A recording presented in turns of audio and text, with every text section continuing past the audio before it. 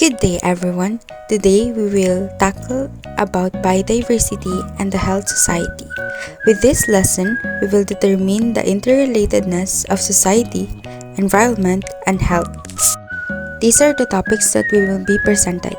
Biodiversity and ecosystem, changes in biodiversity, threats to biodiversity, consequences of biodiversity loss, nutritional impact of biodiversity, health, biology, and biodiversity, and environment-related illnesses.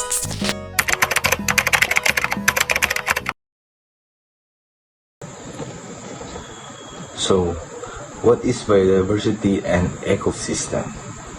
It's the remarkable spectrum of life, spanning from microscopic single-celled organisms to largest multicellular life form. Biodiversity, defined by Villaggio Global in 2009, encapsulates the variability among living organisms across diverse ecosystems. This difference extends beyond species diversity, encompassing genetic variation within species and the dynamic interactions within ecosystems. Biodiversity is not only a source of natural beauty, but also a cornerstone of our existence. It serves as a reservoir for essential goods, supplying raw materials for food, medicine, and industry. Moreover, this ecosystem delivers crucial ecological services such as pollination, water purification, and climate regulations, underpinning the well-being of both the natural world and human species.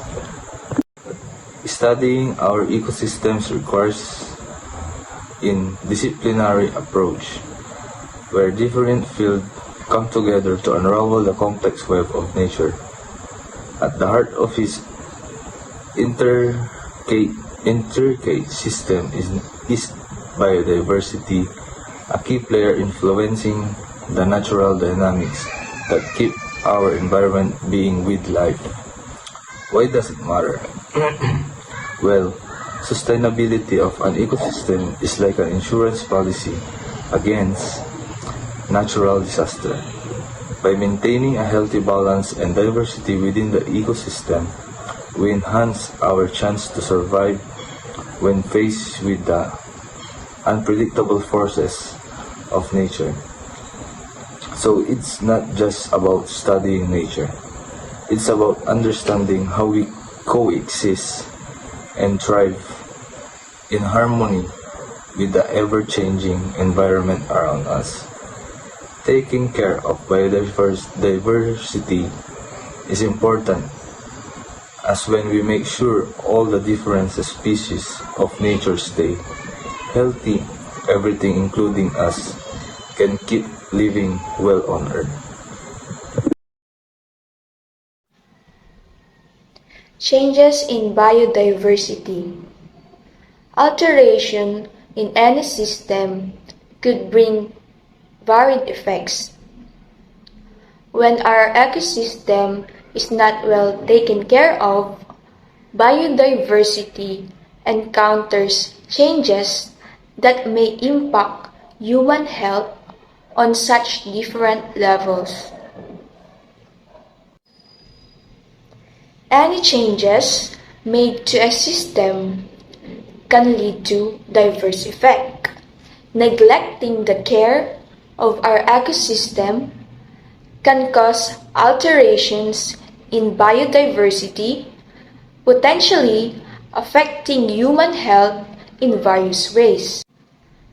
Pag ang ating ecosystem ay hindi nalagaan, nagkakaroon ng mga pagbabago gaya ng pagkapinsala ng mga ang ating kalikasan gaya ng sagubat, mawawalan ng mga tirahan ang mga hayop na naninirahan doon at unting-unting mawawasak ang mga ating kapaligiran pag hindi ito inalagaan.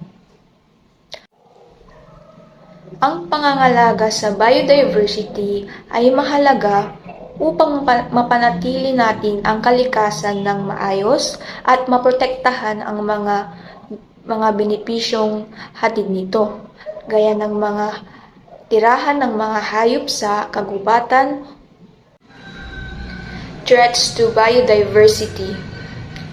Major threats to biodiversity.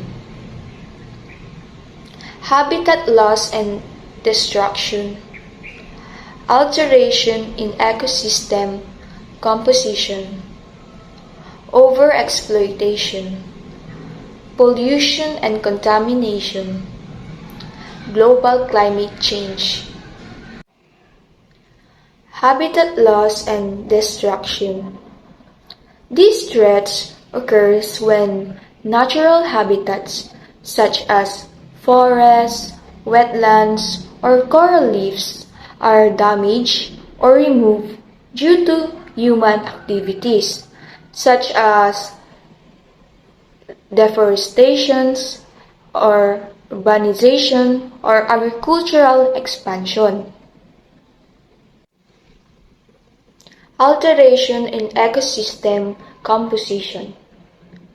Human-induced changes such as introducing invasive species or altering the natural balance within ecosystems can disrupt the relationships between different species.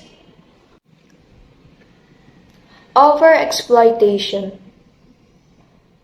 Overharvesting, overhunting of species for commercial purposes, food and medicinal use can lead to depletion of population. When species are exploited faster than they can reproduce, it disrupts ecological balance and threatens the survival of those species. Pollution and contamination. Industrial, agricultural, and domestic activities release various pollutants into the environment, including chemicals, plastics, and waste. These pollutants can repeatedly impact habitats, waterways, and air quality, affecting the health and survival of many species. Global climate change. Changes in temperature, precipitation patterns, and sea levels due to human-induced climate change pose a significant threat to biodiversity. Species that are unable to adapt or migrate in response to these changes face increased risk or extinction. Conservation effects, sustainable practices, and international cooperation are essential in mitigating these challenges. Good morning, everyone. So today we will discuss the biodiversity. Consequence of biodiversity. We will start now. Biodiversity loss can have far-reaching consequences, including ecosystem stability, reduced resilience to environmental change, and impacts on human well-being. It can lead to disrupted food chain, increasing vulnerability to pests and disease, and diminish ecosystem service like clean water and air. Additionally, biodiversity loss contributes to the loss of potential medicine resources and genetic diversity, impacting our ability to adapt to future challenge Addressing biodiversity loss is crucial for maintaining ecological balance and sustaining the health of our planet.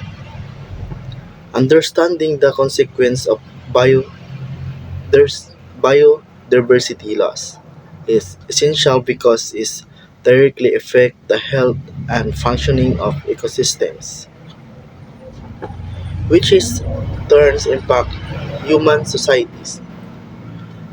Biodiversity is the foundation of ecosystem services that support life, such as pollination, water purification, and climate regulations. Recognizing the importance of these consequences emphasizes the need for con- conversions efforts and sustained biodiversity, ensuring the well-being of both ecosystems and the human population that depends on them to source resources and services. Preventing biodiversity is crucial for maintaining a balanced and resilient environmental that can adapt of challenge conditions. So I'll give an example. Biodiversity loss can lead to imbalance and ecosystems, disrupting food chain and ecosystem services. For example, the discipline the decline of bee population threatens pollinations, impacting crop yields and food production. That's all. Thank you. Nutritional impact biodiversity. Biodiversity plays a crucial role in shaping the nutritional landscape. Diverse ecosystems contribute to a variety of foods, offering a wide range of nutrients essential for human health. Different plants and animal species provide unique vitamins, minerals, and antioxidants, enhancing the nutritional diversity of diets. Moreover, biodiversity supports agricultural system by promoting soil health, pest control, and pollination, which directly influence the quality and quantity of crops. Monocultures, on the other hand, can lead to nutrient deficiencies and increase the risk of relying on a limited set of crops. Incorporating a diverse range of food into diets from various ecosystems help ensure a balanced intake of nutrients. Protecting biodiversity is not only crucial for ecological stability, but also for sustaining healthy and diverse diets, ultimately benefiting human nutrition. Health, biology, and biodiversity. Almost all living organisms are dependent to their environment to live and reproduce. Basic needs of living organisms such as air, water, food, and habitat are provided by its environment. The evolution of human being was due to improve access to these basic needs. Advance in agriculture, sanitation, water treatment, and hygiene had a far greater impact on human health than medical technology. Biodiversity is important to human health because it promotes healthy ecosystems which humans rely on for clean air, water, food, shelter, and medicine. Ecosystems with high level of biodiversity have many different species in them. These species interact in complex food webs. The relationship between health, biology, and biodiversity is biodiversity directly affects health and food security, the ability to fight disease, economic well-being, and mental health, and protects from climate change. The importance of biodiversity plays a critical role for human health and well-being, economic prosperity, food safety and security, and other important areas necessary for the individual and collective wellness of all human societies. Some human illnesses that are found to be related with its environment include Parkinson's disease, heart disease, cancer, chronic obstructive pulmonary disease, asthma, diabetes, occupational injuries, arthritis, malaria, and depression. According to experts, climate change could also have a serious impact on human health and could deteriorate farming system and reduce nutrients in some foods. Relationship between human health and environmental raise many ethical, social, and legal dilemmas by forcing people to choose among competing values. Many of the issues at the intersection of human and environment have to do with the management and managing benefits and risks. Environmental pollutant can cause health problems like respiratory disease, heart disease, and some types of cancer. Some examples of this disease is like asthma attack, allergic rhinitis, and other lung problems. In the Philippines, total of 19,118 new lung cancer cases recorded in 2020. These new cases accounted for 12.5% of all the new cancer cases of 2020. Climate change is also one of the serious impact on human health. Relationship between human health and the environment raise many ethical, social, and legal dilemmas by forcing people to choose among competing values. Many of the issues at the intersection of health and the environment have to do with managing benefits and risks.